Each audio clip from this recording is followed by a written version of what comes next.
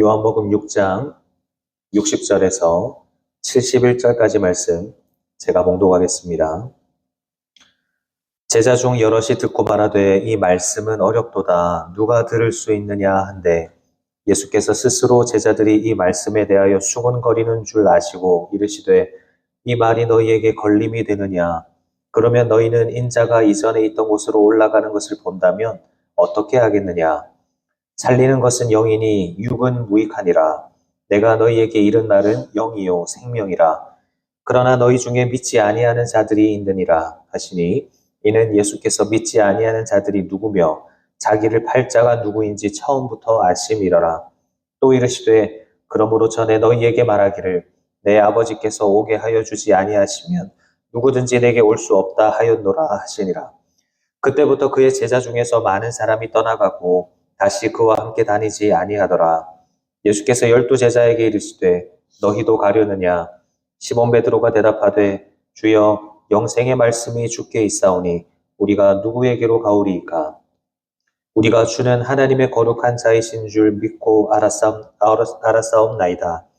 예수께서 대답하시되 내가 너희 12를 택하지 아니하였느냐? 그러나 너희 중에 한 사람은 마귀니라 하시니 이 말씀은 가룟 시몬의 아들 유다를 가리키심이라. 그는 12 중에 하나로 예수를 팔자러라. 아멘. 하나님의 은혜와 기도의 응답이 있는 새벽 되시기를 주님의 이름으로 축원합니다. 지금 본문의 말씀을 가지고 영생의 말씀이 주께 있사오니 라는 제목으로 함께 하나님 말씀을 상고해 보고자 합니다. 우리는 지난 며칠 동안 요한복음 6장의 긴 여정을 살펴보고 있습니다. 6장의 시작은 참 화려하고 웅장했습니다. 그 갈릴리 베다니의 빈들에서 보리떡 5개와 물고기 2마리를 가지고 남자만 5,000명, 여자와 아이들을 합하면 2만여 명이 되는 그 엄청난 사람들이 배부르게 먹고 마시는 놀라운 기적이 일어났습니다. 사람들은 그 기적을 베풀어 주신 예수님을 바라보면서 환호하고 열광했습니다. 자신들의 줄인 배를 채워줄 진짜 왕이 나타났다라고 생각을 했기 때문입니다. 그래서 예수님을 붙들어서 자신들의 왕으로 삼기 위해서 예수님을 붙잡고 싶어 했지만 그런데 오늘 본문을 보면 그랬던 모습과는 정말 다르게 충격적인 반전을 목격하게 됩니다. 그 수많은 사람들의 환호가 금세 사라져 버린 겁니다. 심지어 66절 말씀을 보면 그때부터 그의 제자 중에서 많은 사람이 떠나가고 다시 그와 함께 다니지 아니하더라. 이 구절에서 제자라는 단어는 예수님을 왕으로 삼으려 하면서 예수님을 따랐던 무리들을 가리킵니다. 구름대처럼 몰려들었던 그 수많은 사람들이 순식간에 예수님을 등지고 떠나버렸습니다. 심지어 오늘 본문은 그들을 가리켜서 단순히 무리라고 부르지 않고 나름대로 예수님을 따르겠다고 결심했던 사람들, 즉 제자라고 부르고 있습니다. 그런 제자 중에서 많은 사람이 떠나갔습니다. 이제 예수님 곁에는 덩그러니 12제자만 남아 있습니다. 우리는 신앙생활하면서 특별히 교회를 바라보면서 이런 생각을 하곤 합니다. 진리가 명확하게 선포가 되면 하나님의 말씀이 정직하게 선포가 되면 사람들은 그 진리에 감격해서 교회가 양적으로 크게 성장하고 부흥할 것이다. 이렇게 생각을 합니다. 물론 하나님께서 그렇게 허락하시면 가능하죠. 하지만 오늘 본문은 그런 우리의 생각을 여지없이 깨트려 버립니다. 예수님께서 자신의 살과 피에 대한 말씀을 명확하게 선포하셨음에도 불구하고 성장과 부흥이 아니라 감소와 분리가 일어나기 시작합니다. 십자가의 진리가 선포되는 순간 그 진리가 정확하게 알곡과 가라지를 구분하여서 자신의 탐욕과 욕망을 품고 예수님께 나온 가짜 신앙들을 다 분리해 버렸습니다. 사랑하는 여러분, 이렇게 텅 빈 예수님의 곁을 바라보면서 우리는 우리 스스로에게 질문할 수 있어야 합니다. 나는 과연 어떤 목적으로 예수님을 따르고 있는가 하는 것입니다. 나는 내 입맛에 맞는 기적과 또 축복을 찾아 따라다니다가 그것이 더 이상 나에게 주어지지 않을 때는 미련 없이 예수님을 떠나보내는 그런 무리와 같은 자인가? 아니면 나를 찌르는 십자가의 진리 앞에서도 끝까지 주님 곁을 지키는 그런 제자와 같은 자인가? 우리는 질문할 수 있어야 합니다.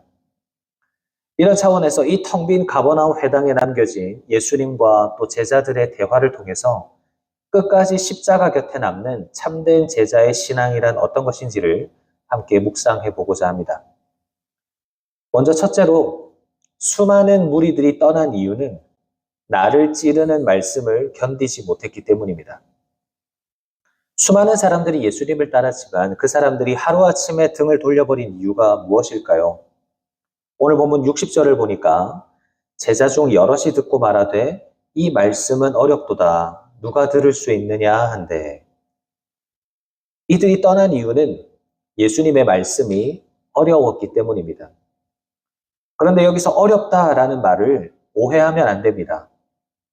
헬라어 원어로 이 어렵다라는 단어는 어떤 수학 문제나 철학 문제 같이 머리로 이해하기가 너무 복잡하고 어렵다라는 의미가 아닙니다.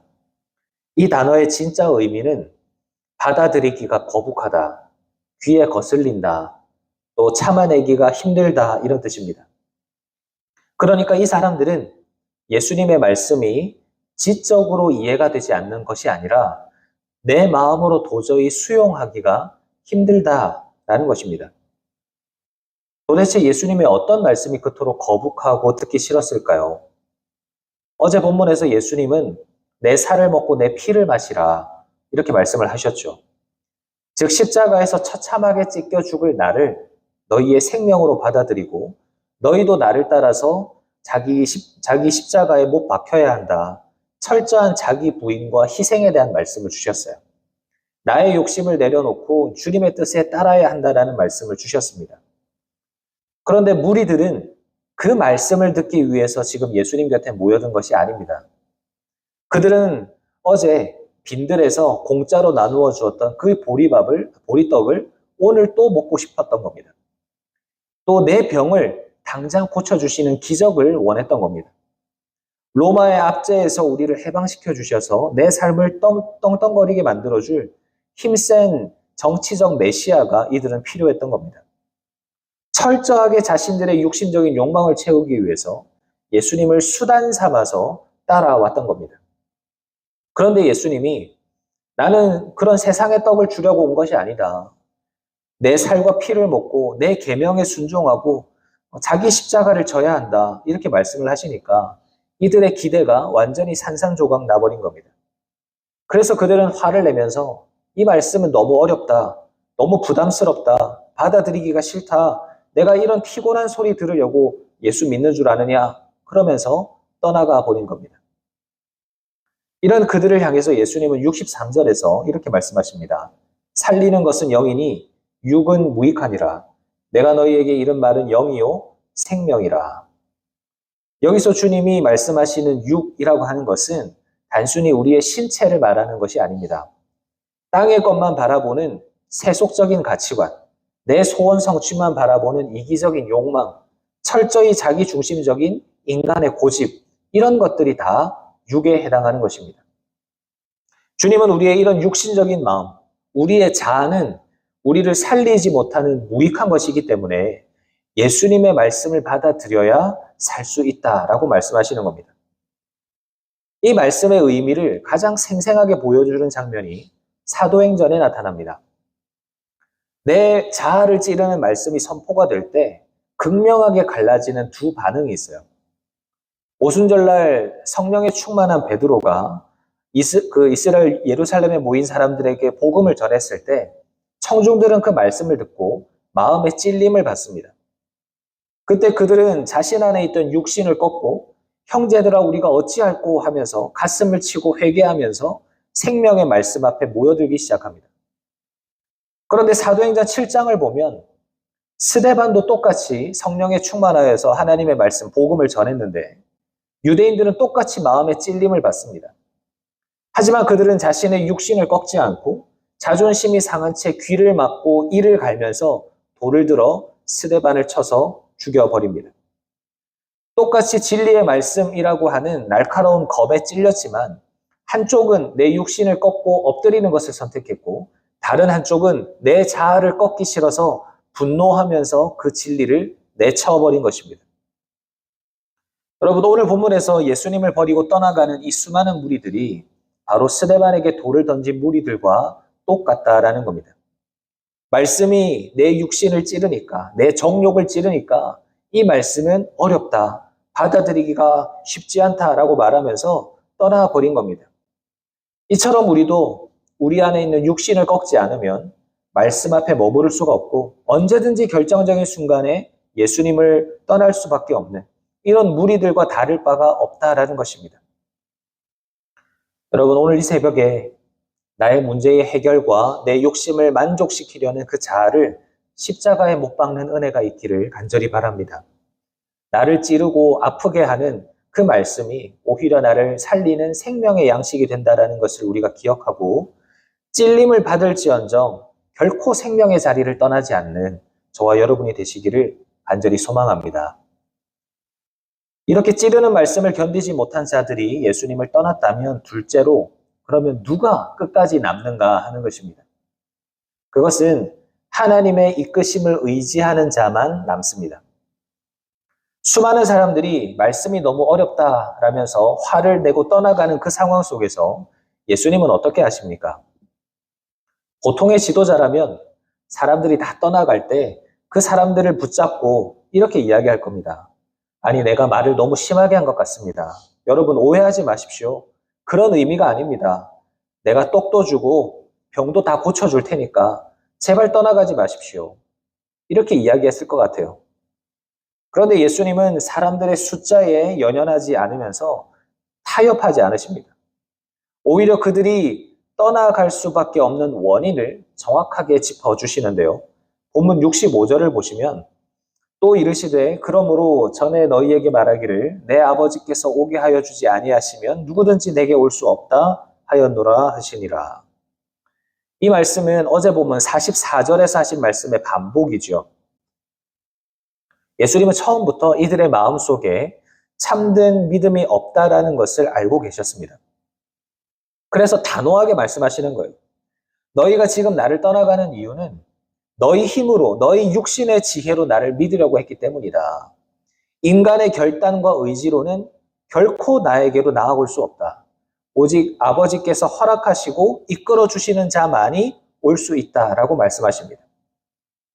여러분, 어제도 같은 말씀을 나누었습니다만 이 말씀이 우리에게 주는 의미는 너무나 중요합니다.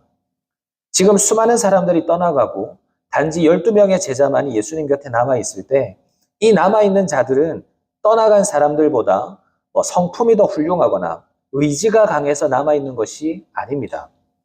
그들 역시 언제든 자기 육신의 본성을 따라서 도망칠 수밖에 없는 연약한 자들이지만 하나님 아버지께서 이들을 은혜로서 강권적으로 붙잡아 주셨기 때문에 이들이 남은 자가 될 수 있었다라는 것입니다. 여러분, 우리도 마찬가지입니다. 우리가 이 새벽에 하나님 앞에 나와서 기도하는 것은, 우리가 간절히 주님을 찾으며 하나님을 예배하는 것은 우리의 의지가 남들보다 더 대단해서도 아니고 내가 잘나서도 아니고 내가 결단력이 대단해서가 아닙니다. 우리의 육신은 시시때때로 참 하나님의 말씀이 부담스럽다, 이제 그만 적당히 믿자, 세상으로 다시 돌아가자라고 외치지만 그때마다 나를 포기하지 아니하시는 하나님 아버지께서 그 은혜의 강한 팔로 나를 붙잡아 주시고 이끌어 주시기 때문에, 아버지께서 오게 하여 주셨기 때문에 우리가 여기 있는 줄로 믿습니다. 너무 내 힘으로 신앙생활 하려고 하지 마십시오. 내 힘으로 하려고 하다 보면 내 기대와 달라지는 순간 여지없이 시험에 들게 되고 결국 무리들처럼 예수님을 떠나버리고 말 것입니다. 믿음이 흔들릴수록, 십자가의 길이 너무나 외롭고 또 힘들게 느껴질 때 그때 내 힘을 내려고 하지 말고 나를 이끄시는 아버지의 은혜를 구하시기를 바랍니다. 철저하게 아버지의 이끄심에 내 인생을 맡기고 엎드리는 자만이 어떤 환난과 유혹 속에도 흔들리지 않고 끝까지 십자가 곁에 남는 참된 제자가 될 줄로 믿습니다. 이에 마지막으로, 그렇다면 이렇게 남아있는 자들은 예수님께 무엇을 구하는가 하는 것입니다. 그것은 영생의 말씀입니다. 남아있는 자들은 영생의 말씀을 예수님께 구합니다. 수많은 사람들이 다 떠나가고 그 가버나움 회당 안에는 한동안 정적이 흘렀을 것 같습니다. 썰물처럼 빠져나가는 그 사람들의 뒷모습을 바라보면서 예수님은 텅 빈 회당에 남겨진 12 제자들을 향해서 이렇게 물으십니다. 67절을 보니까 예수께서 12 제자에게 이르시되 너희도 가려느냐. 예수님의 이 질문은 사람들이 다 떠나버려서 이제 내가 너무 쓸쓸해졌으니까 제발 너희들만큼은 나를 떠나지 말고 남아달라. 나를 떠나지 말아달라. 이런 의미가 아닙니다. 예수님의 이 말씀은 남아있는 제자들의 그 가슴 속에 있는 진짜 신앙의 동기가 무엇인지를 물어보는 질문입니다. 저 무리들은 자신의 육신을 위한 소원, 즉 떡을 구하다가 그것이 채워지지 않자 화를 내면서 나를 떠났는데 그렇다면 너희는 어떠하냐? 너희가 나를 따르는 목적은 저들과 다르냐? 이렇게 물으신 겁니다. 이 질문 앞에서 베드로가 굉장히 멋진 신앙 고백을 하죠. 68절입니다. 시몬 베드로가 대답하되 주여 영생의 말씀이 주께 있사오니 우리가 누구에게로 가오리이까? 여러분 떠나간 무리와 남아있는 제자의 결정적인 차이가 여기에 있습니다. 떠나간 자들은 예수님께 세상의 떡을 구했습니다. 내 병을 고쳐주시는 기적을 구했고 내 삶을 편안하게 만들어주는 그 문제의 해결을 원했습니다. 하지만 예수님이 원하는 것을 주시지 않으시자 미련 없이 떠나버렸습니다. 그런데 베드로와 제자들은 달랐습니다. 제자들이 구한 것은 썩어질 떡이 아니라 나를 살리는 영생의 말씀이었습니다. 물론 그들도 예수님이 말씀하시는 어떤 십자가의 고난이나 자기 부인의 길, 온전히 예수님께 순종하면서 늘 십자가를 의지하는 그 길이 육신적으로는 이해하기도 어렵고 참 부담스러웠을 겁니다. 하지만 그들은 분명히 깨달았습니다. 이 말씀이 우리의 육신을 아프게 하고 찌를지라도 오직 내 영혼을 살리는 진리는 예수님의 입에서 나오는 저 말씀뿐이라는 것을 깨달았기 때문에 그들은 세상 사람들이 다 떠나가는 그 외롭고 좁은 십자가의 길 위에 기꺼이 남아있을 수 있었다라는 겁니다. 사랑하는 여러분, 예수님은 오늘도 우리에게 동일하게 질문하십니다. 어떤 이들은 자기 육신의 배를 불리기 위해서 나에게 나아왔다가 자기 뜻대로 되지 않으면 다 떠나가는데 너희는 나에게 무엇을 구하고 있느냐? 너희도 가려느냐? 물으십니다. 우리는 우리의 신앙의 동기를 잘 점검해 봐야 합니다. 예수님이 우리의 수단이 된다면 우리의 뜻이 꺾이고 어려움이 찾아올 때 예수님이 뭔가 나에게 채워줄 수 없다라고 느껴질 때 언제든지 우리는 무리들처럼 떠나게 될 것입니다.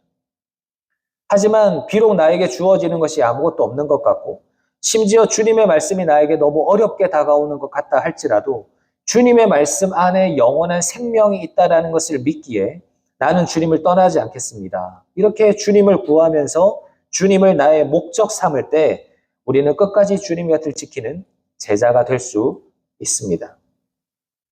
말씀을 마무리하겠습니다. 오병이어의 기적 이후에 수많은 사람들의 환호가 있었지만 어느 순간 그 모든 것들은 물거품처럼 사라져 버렸습니다. 텅 빈 가버나움의 회당 안에는 단지 예수님과 12 제자만이 남아 있었습니다. 예수님은 그 무리들의 빈자리를 보시면서 우리에게도 질문하십니다. 너희도 가려느냐? 사랑하는 여러분, 교회는 내 배를 불려주고 내 욕망을 만족시켜주는 그 떡을 구하는 구경꾼들의 모임이 아닙니다. 무리의 모임이 아닙니다. 내 육신을 찌르고 내 마음을 찌르는 그 진리의 말씀 앞에서도 기꺼이 내 자아를 꺾고 엎드리면서 십자가 앞에 목숨을 거는 사람들의 공동체가 교회입니다. 우리의 연약한 의지로는 이 좁은 길을 끝까지 걸어갈 수가 없습니다. 우리의 결단만으로는 예수님 곁에 영원히 남아있을 수가 없습니다. 그렇기 때문에 강권적으로 우리를 붙잡아 주시고 이끌어 주시는 하나님의 은혜가 필요한 것입니다. 오늘 하루 우리가 이렇게 기도하며 살았으면 좋겠습니다. 주님, 내 삶의 문제가 당장 풀리지 않고 내 손에 쥐어진 떡이 없다 할지라도 주님의 말씀 안에 영원한 생명이 있음을 내가 믿기에 나는 결코 주님을 떠나지 않겠습니다. 이 결단이 흔들리지 않도록 하나님 아버지 나를 이끌어 주시옵소서. 이 고백으로 오늘 하루도 우리의 욕망을 십자가에 못 박고 우리를 살게 하는 영원한 생명의 말씀을 따라서 주님 곁을 떠나지 않는 저와 여러분 되시기를 주님의 이름으로 축원합니다. 아멘. 말씀을 생각하면서 함께 기도하겠습니다. 하나님 아버지 감사합니다. 오늘도 우리에게 귀한 말씀 주시고 또 이 말씀을 가지고 오늘 하루를 살아갈 귀한 결단을 주심에 감사합니다. 하나님, 수많은 사람들이 예수님 곁으로 모여들었지만 자신의 필요와 자신의 욕망을 채워주지 않는 것 같은 그 예수님의 모습을 바라보며 실망하여서 그 예수님의 말씀을 받아들이기 어려워하고 다 떠나가는 모습을 보게 됩니다.